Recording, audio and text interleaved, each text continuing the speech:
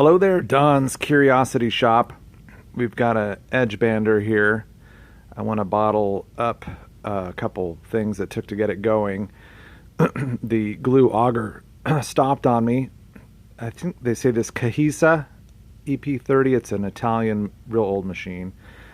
And it's got a glue pot and then an auger that spins and picks up the glue and puts it onto that spindle right there. It's kind of a knurled spindle at that point. And down below where we can see the glue, it's almost like an Acme thread auger that's spinning. The power takeoff comes from right here.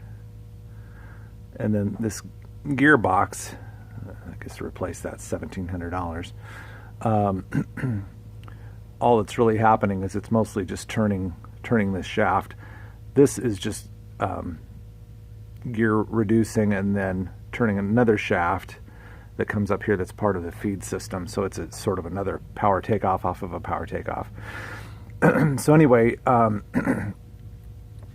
this is the old original belt. They call this an endless belt.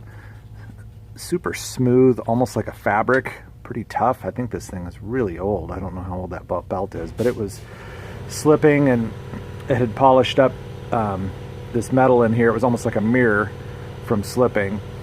And I guess it's pretty common over time they'll stretch out to where there's not enough adjustment. So that's a $135 belt. It's still available. I've gone with more of a serpentine belt here that was 25 bucks. It was still, this was a little bound up. So I had this whole gearbox out and it was supposed to, turn, both shafts are supposed to turn fluidly, and it was pretty bound up. So I popped the cover off the gear case. All the gears look beautiful in there. All the grease looked beautiful. So I inverted this, clamped it in a vise, and then took a MAP gas torch to this area right in here because some of this glue will drip down, and I ended up wondering if some of the glue had just infiltrated its way into that. And apparently that was the case. I actually took a hacksaw blade to kind of get clear inside and sort of draw some of that molten glue out.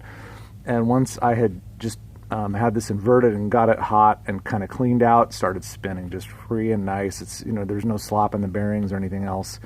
So it kind of felt like this thing might be bad, but it was just a little gummed up with glue was all. So this original belt is a 20 by 1022. So 20 is 2 centimeters, 3/4 of an inch. I gave them that, and they gave me a conversion, and it was actually shorter. So the belt that they gave me, and I didn't double check them, is a shorter belt, which I wasn't altogether sad about. So I did have to do a little grinding to make a little clearance to have enough adjustment in here. Oh,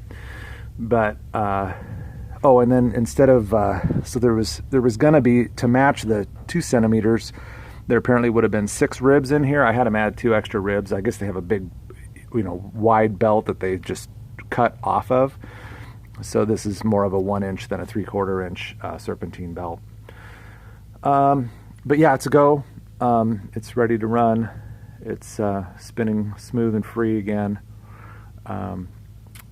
So that's how I fix the bander. Something to watch for as I'm running this thing.